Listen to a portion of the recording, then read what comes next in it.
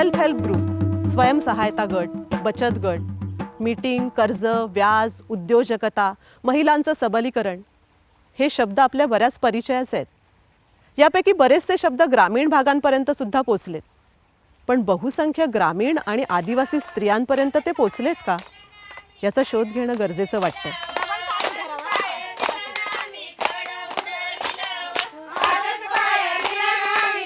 जगभरात महिलांच्या सबलीकरणासाठी अनेक प्रयत्न होताना दिसतात. भारतात पण असे अनेक प्रयोग झालेत आणि होत आहेत. यापैकी अत्यंत महत्त्वाचा प्रयोग म्हणजे स्वयंसहायता गट. कर्नाटकातल्या एका गावात एक प्रकल्प म्हणून याची सुरुवात झाली आणि आता तो भारतभर एक चळवळ म्हणून पसरला आहे. शासन, नाबार्ड, इतर बँका, स्वयंसेवी संस्था आणि राजकीय पक्षसुद्धा स्वयंसहायता गट सुरू करण्यासाठी पुढाकार घेत आहेत. त्यामुळेच भारताच्या कानाकोपऱ्यात असे लाखो गट तयार होत आहेत.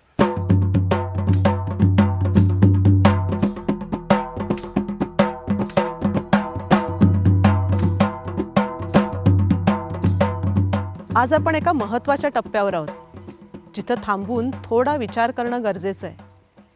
एक तर गटांची संख्या जितकी वाढतीये त्या प्रमाणात गुणवत्ता राखली जातीये का? दुसरं असं की गटांच्या माध्यमातून जी शक्ती तयार होतीये तिचा गैरफायदा तर घेतला जात नाहीये. आणि सगळ्यात महत्त्वाचं म्हणजे सबलीकरण हा जो मूळ उद्देश आहे तो साध्य होतोय का?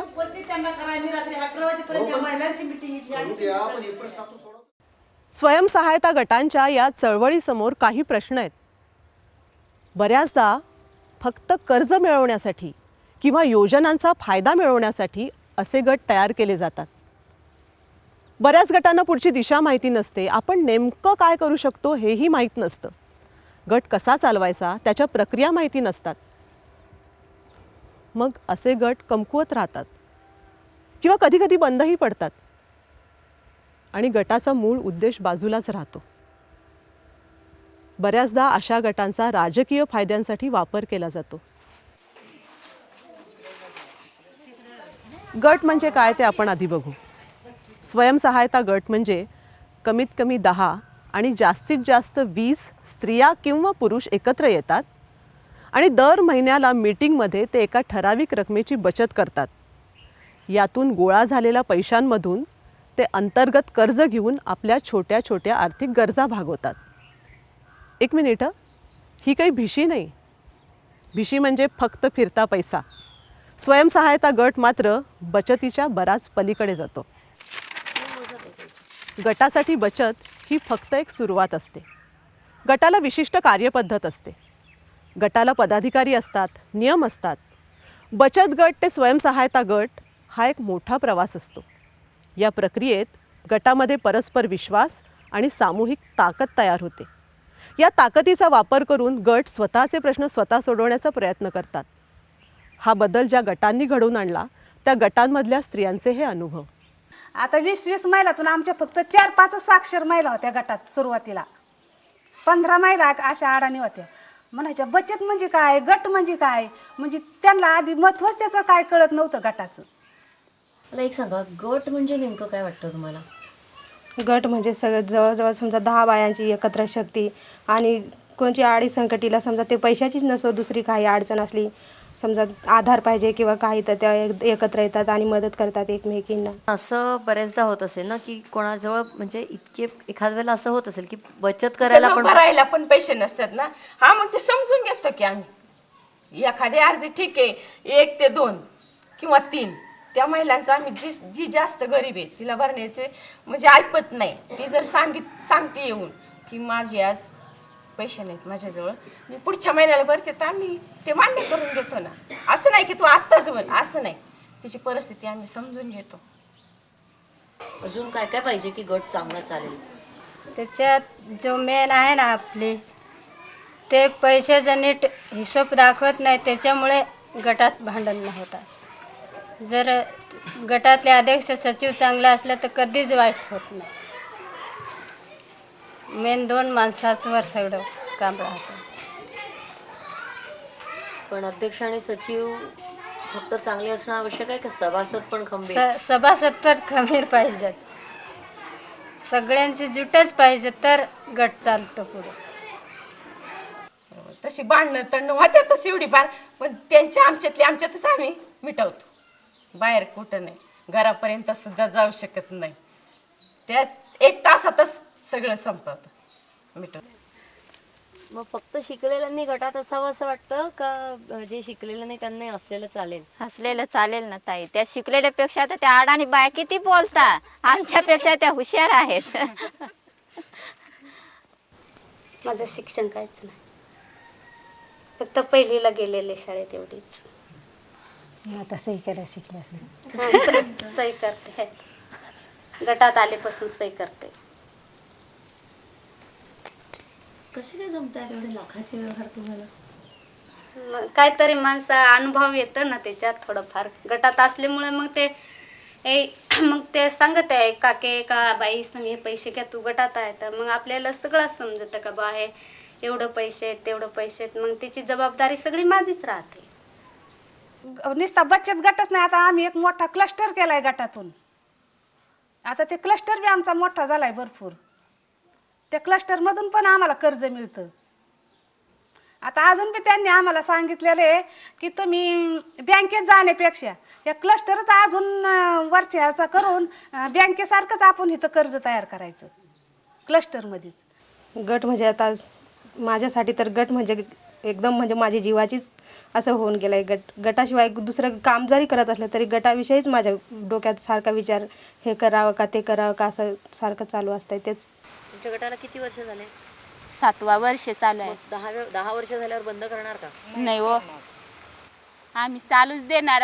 आता आमचे ना मुलं लहान लहान होते, आता मोठाले झाले. आता काही आमची बचत जास्त झाली. आज माझा मुलगा शिकला की मुलगी शिकली, तिचे शिक्षणाला पैसे लागले का नोकरीला पैसे लागले. मग गटात समजा व्यवसाय वाढला तरच आम्ही पैसे काढून मुलगीला लावणार ना. म्हणजे गट आत्तासाठी नाही आपल्याला, माझा तरी अंदाज गट या वयासाठी नाही आपल्याला. पुढे जेव्हा आपल्याला कोणीच आधार नसणार तेव्हा गटाची खूप गरज आहे. आणि तेव्हा गटात आपल्यालाच कोणीतरी मान देणार आणि आपले जे मनातलं काहीतरी आहे ते सांगायला आपण गटातच येऊन मन मोकळेपणाने सांगू शकतो. कारण त्यावेळेस आपल्याला काय घरचे माणसं म्हाताऱ्या माणसाला कोणी व्हॅल्यू देत नाही.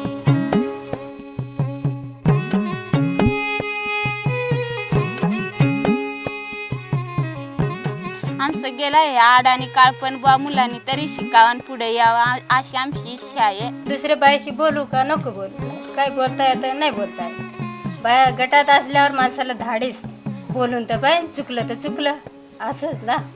खेड्यापाड्यात अजूनही स्त्रियांचं स्थान दुय्यम आहे आणि ते स्थान बचत गटांमुळे उंचावले. तर मग एखादी मॅडम आली का तिच्याकडे सारखं पाहत राहायचं आणि तिच्यासारखी मी का नाही असंही वाटतंय ना. मग आपण जर वेळोवेळी जर आपण माहिती घेत राहिलो तर आपल्यात आपोआपच सुधारणा होते, राहणीमानातही आणि आपल्या बुद्धिमत्तेतही. ज्योती महिला बचत गट, मी गटाची आहे खजिनदारी माणूस. मी असं का 50-60 हजार 1 लाखापर्यंत हिशोब करू शकते. पहिले साडी पिन तसं काही नव्हतं. आता जे शाळा आणि ती पण साडी पिन करून पर्स बिर्स अडकून जाती, म्हणजे केवळ गटामुळं. अशी मजा आली ना कबड्डी खेळायला, काय मजा यायची. जीवाला हो का किती खेळावं बुवा. 1997 सालापूर्वी माझी परिस्थिती अशी होती का जरी मी शिकलेली सवरलेली होती तरीसुद्धा मला एक अडाणीबाईसारखं जरी म्हटलं तरी काही हरकत नाही. माझ्यात पाहिजे तेवढं ज्ञान नव्हतं, फक्त चूल मूल शेतीचं काम एवढंच मला माहिती होतं. जेव्हा संस्था माझ्या गावात गट स्थापन करायला आली, साधारण 2, 3, 4 महिने झाले, माझ्या मिस्टरांनी मला सरळ सांगून दिलं होतं मीटिंग काहीही करायची नाही, त्याच्यात सर्व पुरुष लोक येतात तर तिकडे काही जायचं नाही. जेव्हा पहिल्या मीटिंगला मी आले त्या दिवशी माझ्या मिस्टरांना सांगितलं नव्हतं की मी मीटिंगला जाते म्हणून. जेव्हा घरी गेली तेव्हा माझ्याही अगोदर मिस्टर पोहोचले होते आणि खरी कंडिशन अशी झाली की मी विचारून आल्या नसल्यामुळं मिस्टरांना खूप राग आलेला आणि ते दरवाज्यातच बसलेले. पहिल्याच मीटिंगला मला त्यांनी खूप मारलं, पण मग त्याच्यातून मला असं जाणवायला लागलं का ठीक आहे, ह्याच्यापूर्वीही मी असाच मार खाल्लेला आहे आणि ह्याच्या पुढंही खावाच लागणार आहे. कारण माझ्यात एक जे दिवसभरासाठी मी जे काही ऐकलं त्याच्यातून एक वेगळा उत्साह निर्माण झाला आणि एक माझी जिद्द त्याच्यातून वाढली का हे मला करायला पाहिजे. 6-7 महिने इतका त्रास झाला का खूपच दर दिवशी जवळजवळ असं म्हणायला हरकत नाही का मी मानसिक रुग्णातही गेली असते. पण ते सर्व मी सहन केले. कसं सहन केलं, एकीकडं घरी त्रास होता, पण जेव्हा मी बाहेर गावावर पडत होते ना तेव्हा मला 1000 मैत्रिणी भेटत होते गटाच्या रूपात, का तिथं जाऊन मी गट स्थापन करत होते. मला सुरुवातीला मी भूमिहीन असल्यामुळं माझ्या महिलांनी मला सुरुवातीचा कर्ज 5000चा दिला. त्याच्यात मी किराणा दुकान टाकलं आणि ते मिस्टरांना सिद्ध करून दाखवलं का बघा महिलांमध्ये काही एक ताकद असू शकते, महिला काही करू शकतात. 2 वर्षानंतर मी पुन्हा किराणा दुकान चालू असतानाच 10,000 पुन्हा कर्ज काढला आणि त्याच्यात एक मिस्टरांना रिक्षा घेतली. थोडे पैसे त्यांचे, थोडे पैसे गटाकडून आम्ही काढले आणि एक रिक्षा घेऊन दिली. साधारण 97, 98, 99 ह्या सालात मी जवळजवळ माझे काहीतरी 7 ते 8 गावांमध्ये फिरून साधारण 70 गट तयार केले असतील. जेव्हा मी गटांना सुरुवात केली, कुठंतरी ऑफिसली जाऊन भेटी द्यायला लागली, तेव्हा थोडासा माझा म्हणजे परिचय झाला आणि गटांमध्ये चांगलं काम केलं. काही सामाजिक गोष्टी आम्ही ह्या 4-5 वर्षांमध्ये घडवून आणल्या. त्याच्यातून डॉक्टर लोक वगैरे घरी यायला लागले. तर ते असे यायला लागले का दरवाज्यात गाड्या उभ्या करून आणि डायरेक्टली बेबीताई घरात आहेत का असं विचारायला लागले.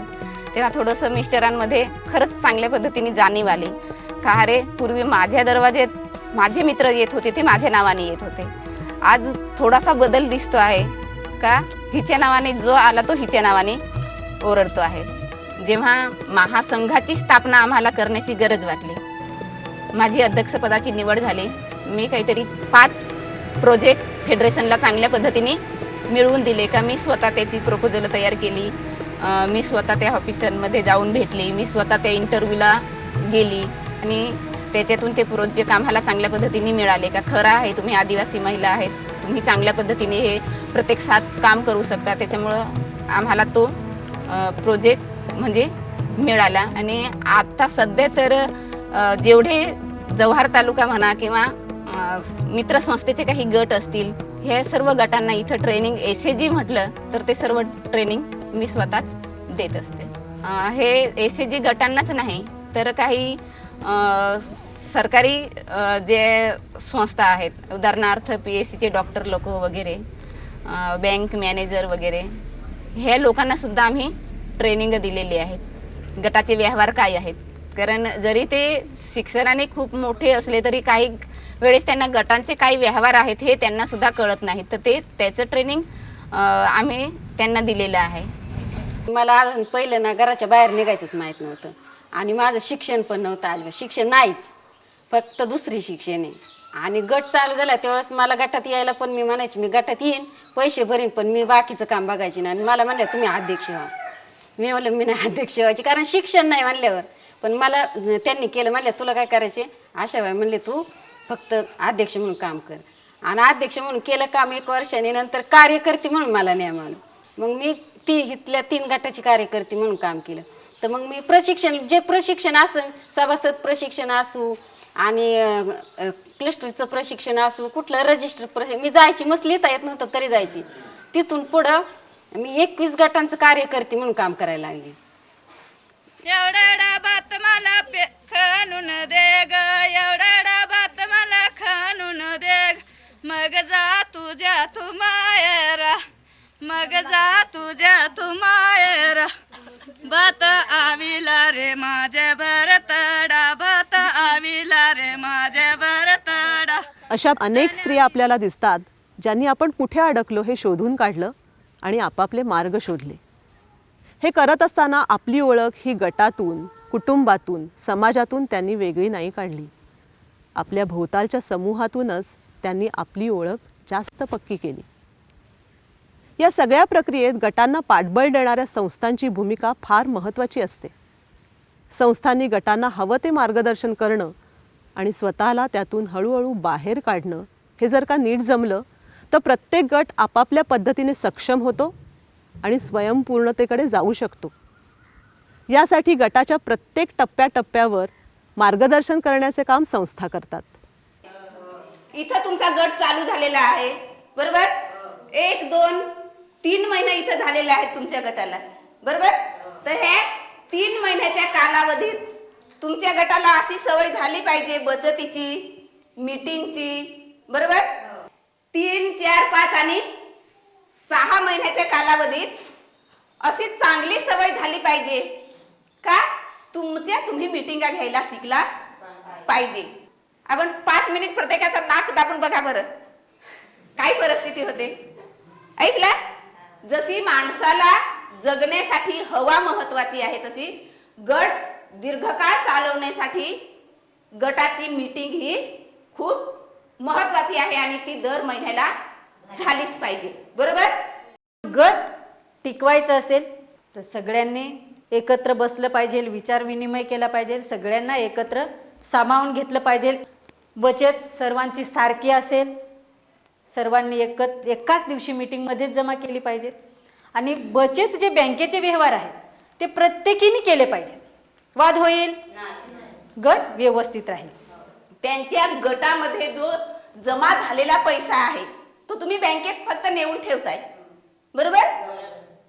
पण गटाचा आपला उद्देश असाही असेल का आपण महिलांच्या अडचणी भागवण्यासाठी आपण कुठेतरी एकत्र आलो, बरोबर ना? मग जर बँकेत पैसा नेऊन ठेवला तर त्याचा उपयोग होईल का? नाही होणार. म्हणून त्या मावशींनी सांगितलं ना, तो मेन उद्देश आहे का हे 6 महिन्यापासून आपण आपल्या गटाचा वैयक्तिक कर्ज व्यवहार करायला सुरुवात झाली पाहिजे. साधारण इथं 6 महिन्याचा झाला, इथं वर्षाचा गट झाला का गटातल्या महिलांनी एक वार्षिक सभा आयोजित करायला पाहिजे. गटातल्या बायकांना चांगल्या गोष्टी शिकवायला पाहिजेत आणि गावातले काही महिला गटात आल्या नाही त्यांनाही त्या वार्षिक सभेत बोलावलं पाहिजे. आज सरस्वती गटाची वार्षिक सभा आहे आणि इतर गट जे आहेत तर त्यांना आपण की काय आपण नवीन वर्षाचं नियोजन करणार आहे वाढदिवसाचं, ह्यासाठी आज आपण वार्षिक सभेला सगळ्यांना आपल्याला आज बोलवलेलं आहे. आपण आता ह्या वर्षाचा आर्थिक ताळेबंद वाचून दाखवणार आहे सगळ्यांना. 6 वर्षाची एकूण बचत आपली 1,66,000 झालेली आहे. आपण एकूण दिलेलं अर्थसहाय्य जे महिलांकडे आपण कर्ज वाटप केलेलं आहे ते 3,62,900 रुपये आणि त्याची परतफेड आपल्याकडं 3,61,035 रुपये झालेली आहे. पाठीमागच्या 9 वर्षाचा नफा आहे तो आपल्याला प्रत्येक 20 सभासदांना 3,800 रुपये वाटण्यात येणार आहे. आता मागच्या वर्षाचे पदाधिकारी लक्ष्मी शेडगे होती, हिरवाई कोलते होती आणि चौताई शेलार होती. तर आता आपल्याला ते बदली करायचे नवीन वर्षासाठी, तर ते कोण तयार आहेत? मी मैना बाळू कोकरे, मी अध्यक्ष आहे. रंजना शिवाजी चोरमले, मी खजिनदार होते. कमल दत्तात्रय शेलार, मी सरस्वती गटाची सचिव होणार. 1.5 वर्षाचा असा गट झाला का एक बँकेच्या योजनेविषयी त्यांना माहिती मिळायला पाहिजे आणि साधारण 2 वर्षाचा गट झाला का आपल्याला व्यवसायावर काहीतरी कर्ज प्रकरण करायला पाहिजेत आणि व्यवसाय गटांमध्ये केले पाहिजेत. आणि जे काही गट असे आहेत का नुसते बँकेतून कर्ज घ्यायचं म्हणून गट बनवलेला आहे, तर ते गट टिकू शकतील का? हां, मग तेव्हा काय होते का गटात बँकेचे कर्ज घेतात महिला आणि कर्ज मिळायच्या अगोदर किती किती वाटायचे हाच हिसाब चालतो ना जास्त. हां हां आता बँकेचं कर्ज येणार आहे 2.5 लाख रुपये, काय करायचं? कोणी सांगते बाई पोरेचं लगीन करीन, दुसरी काय सांगते नाही बाई घर बांधीन, अशा चर्चा होतात ना. ते सांगा, ते पैसे आपल्याला घर बांधायला देतात आणि लगीन करायला देतात का? हां वाटतं का तुम्हाला? वाटत असेल तर सांगावं. हां मग ते पैसे जे कर्जाचे जे दिले ते आपल्या चांगल्या कामासाठी आपण वापर केला तो गट टिकू शकतो. तुम्ही जे कर्ज घेतलं 2.5 लाख रुपये घेतले, सर्वांनी वाटून घेतले, नंतर कर्ज फेडायची डामाडोळ गोष्ट पण करायची नाही, तेव्हा काय होतं? गट मोडकळीस येतात आणि गट मोडून जातात. हां म्हणजे असे पण गट केवळ कर्जापुरते तात्पुरते नामधारी गट मोडतात, पैशासाठी केलेले. 3 वर्षाचा गट झाला का पूर्णतः गट एकदम सक्षम झाला पाहिजे. सक्षम म्हणजे ते स्वतः महिला बँकेत जातील, स्वतः महिला बँकेची योजना विचारतील, आमच्यासाठी काहीतरी योजना आहे का? आम्ही पूर्वी तुमचा 2 वर्षाचा कर्ज घेतलेला आहे, त्याचे हप्ते आम्ही चांगल्या पद्धतीने फेडलेले आहेत, आमच्यासाठी काही वेगळ्या योजना आहेत का? सबसिडी राबवायच्या असतील जो गट त्याच्यात बसत असेल त्याला सबसिडी. पण माझी तर ही अपेक्षा असते का सबसिडीचे गट कधी कधी बंदही पडतात, बरोबर. कारण फुकट दिलं जातं त्याच्याकडे बायकांचं जास्त लक्ष जातं. पण काही बायका वैयक्तिक कर्जावर जास्त भर देतात ना, त्या बायका कधी कधी पुढे एकदम सक्षम होतात.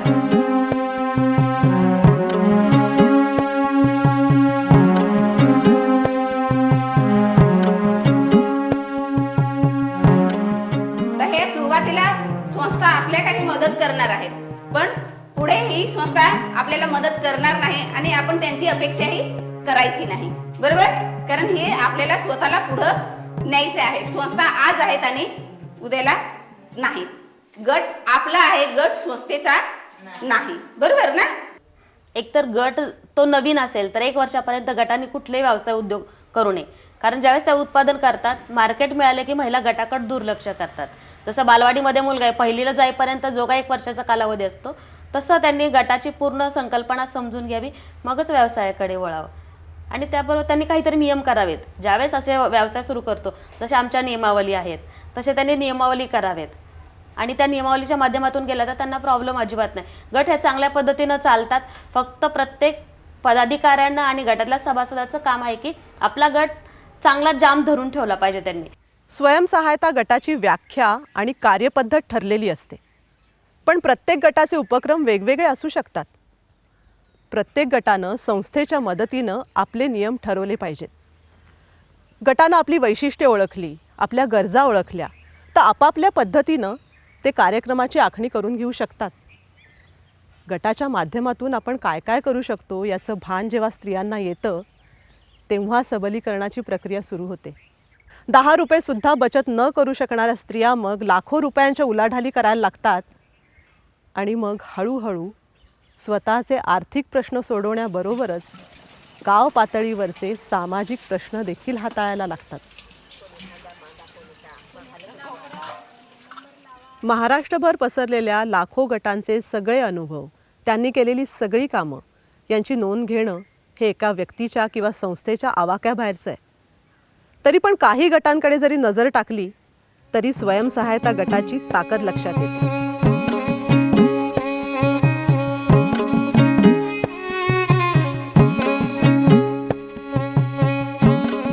गटातून अंतर्गत कर्ज घेऊन काही महिलांनी छोटे छोटे व्यवसाय सुरू केले.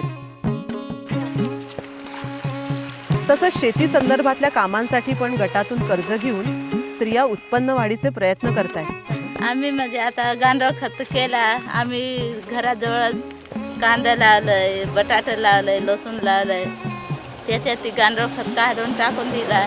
म्हणजे त्यावर ना ती शेती आमची चांगली झाली. मग दुसरा खत आम्ही टाकलाच नाही. थोडा पैसा हातात आला की घराची डागडुजी करणं किंवा घरात एखादी नवीन वस्तू विकत घेणं, अशा गोष्टी सुद्धा महिलांना आता गटामुळे शक्य होत आहेत. एक महत्त्वाचा फरक पडलाय तो म्हणजे आरोग्य आणि शिक्षणाच्या बाबतीत. बदल म्हणजे हे काय, या गटांच्यामुळं आपल्याला म्हणजे पहिलं असं माहीत नव्हतं ना, मुलींना शिकवायचं नाही, मुलांनाच शिकवायचं. आता मुलांच्या पेक्षा मुली जास्त शिकतात. हां, शिकतात का नाही? शिकतात ना. आपण जशा बचत गट झालेलं एकंदरी आल्यापासून आमच्या दारांपुढं घाणी नाही, वलं नाही, डास नाही. थोडे ज्याला काय ते बाथरूम बांधले, घाणगलमन आम्ही ठेवती नाही. पहिले घाणगलमन राहायची तर रात्री असे वटेवर झोपायला झोप येत नव्हती, सगळे डास भन भन भन भन करत होते. आता डास नाही, घाण नाही, गलमन नाही. परत गटात आल्यामुळं आपण ही विमा भरतो, नाही तर कधी बाया विमा भरतात. हां, कुणाजवळ असेल पैसा तर पॉलिसी काढतात, गोरगरिबाला कुठली पॉलिसी? मग ही गटाच्या माध्यमातून ही चांगलं आहे ना. एक एकटं काम करण्यापेक्षा मिळून काम केलं तर फायदा होतो. हे लक्षात आल्यावर काही गट शेती कामाचं ग्रुप कॉन्ट्रॅक्ट घेतात, काही गट जवळपासच्या संस्थांसाठी कॅन्टीन चालवतात.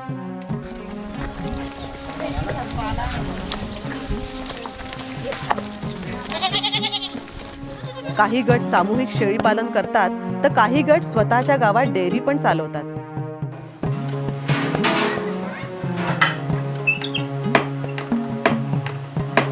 उरळी कांचन भागातल्या गटांच्या काही महिलांनी वस्तूंचं उत्पादन सुरू केलं. या वस्तूंच्या विक्रीसाठी त्यांनी एकत्र येऊन संकल्प सहकारी संस्था सुरू केली. गावामध्ये पण आमच्या महिला अगदी पिशव्या घेऊन मार्केटिंग करायच्या. डोर टू डोर सर्व्हिस केलेली होती त्यावेळेस महिलांनी. आणि आजची परिस्थिती अशी आहे की जे लोक आम्हाला म्हणायचे की नाही नाही आम्हाला वेळ नाही किंवा हे प्रोडक्ट आम्ही घेऊ नाही शकत, पण ती लोक आमच्याकडे येतात. आज आमचं आसाम, दिल्ली, जयपूर, राजस्थान, बीड, लातूर या ठिकाणी आम्ही पार्सल अगदी आसामपर्यंत कुरिअरनं माल पाठवतो. जव्हार भागातल्या 150 गटांनी एकत्र येऊन एक फेडरेशन स्थापन केले. या फेडरेशनतर्फे गटांच्या सक्षमीकरणाचे कार्यक्रम घेतले जातात आणि गावांमध्ये विकासाचे अनेक प्रकल्प राबवले जातात. गटांमुळे महिला बँकेत जायला लागल्या, त्यांना आर्थिक व्यवहार जमायला लागले आणि आता अनेक गट बँकेकडून कर्ज पण घेत आहेत. यात बँकेच्या कर्मचाऱ्यांचं जर सहकार्य मिळालं तर महिलांचा आत्मविश्वास आणखी वाढतो.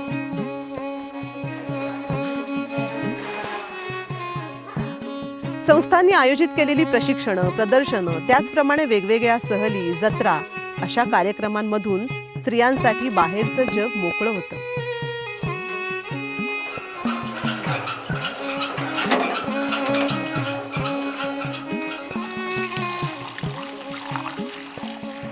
सरकारी व्यवस्थांचा लाभ आपल्या गावापर्यंत नीट पोचावा आणि त्यातून उत्पन्नही मिळावं यासाठी काही गट केरोसिन विक्री किंवा अंगणवाडीसाठी पोषक आहार शिजवणं ही कामं हाती घेत आहेत. यासोबतच गाव स्वच्छता, लसीकरणात सहभाग, शाळांमध्ये स्थानिक दक्षता समितीमध्ये उपस्थिती, पाणलोट क्षेत्र विकास अशी अनेक कामं गट करतायत. स्त्रियांच्या राजकीय सबलीकरणाविषयी बरंच बोललं जातंय. गटांच्या माध्यमातून ते सहज घडताना दिसतंय.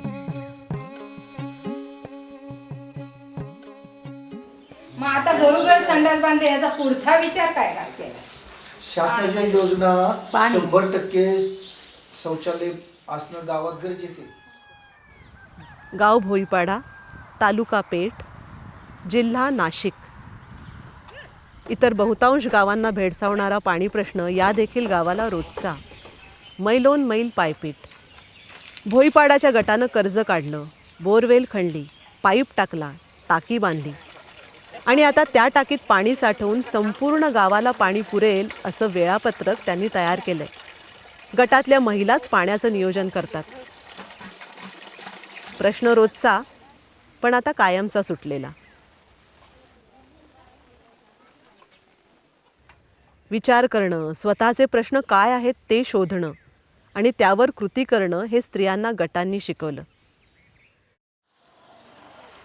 स्वयंसहायता गटांचं हे वैशिष्ट्य आहे की स्वतःच्या गरजेप्रमाणे आणि भौगोलिक सामाजिक परिस्थितीप्रमाणे उत्तरं शोधता येतात.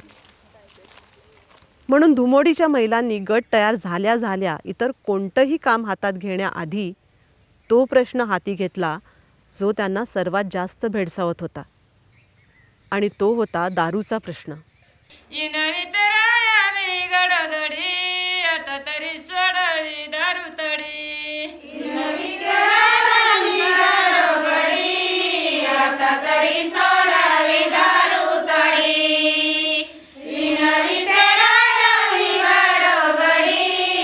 आता तरी सोडावी दारू तडी. माझ्या पैशाची दारू पेतो, तुझा काही बाप मला पैसे देतो. आपल्या गावामध्ये 24 तास दारू पडते.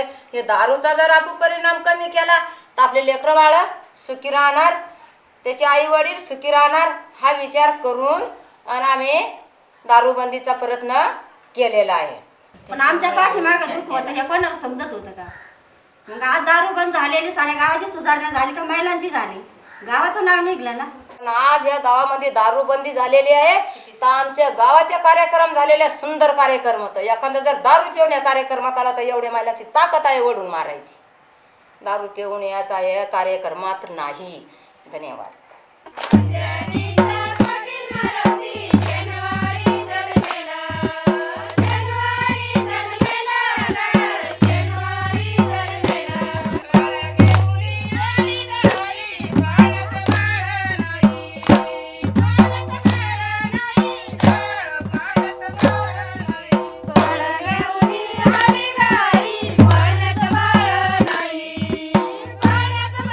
सबलीकरणाची प्रक्रिया होत असताना स्त्रियांना रोजची नेहमीची कामं आहेतच की, कुटुंब आहे, जबाबदाऱ्या आहेत, पण आता आत्मविश्वास आहे, निर्णय क्षमता आहे आणि काहीतरी बदल घडवून आणण्याची ताकद आहे आणि स्वतःच्या आयुष्यावर थोडी पकड तरी आहे.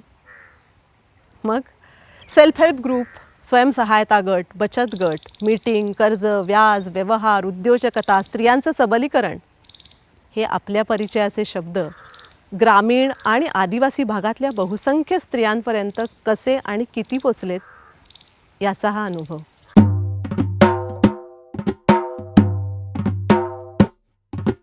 पहिला काय आम्हाला माहित नव्हतं जास्त. आता कसा गटात आल्या का बाया नाव आठवतात जरा, मग इकडे तिकडे मीटिंगला जायला लागतं. मग आम्ही पाहून येतो ह्या बायाची वागणी कशी आहे, आपली वागणी कशी.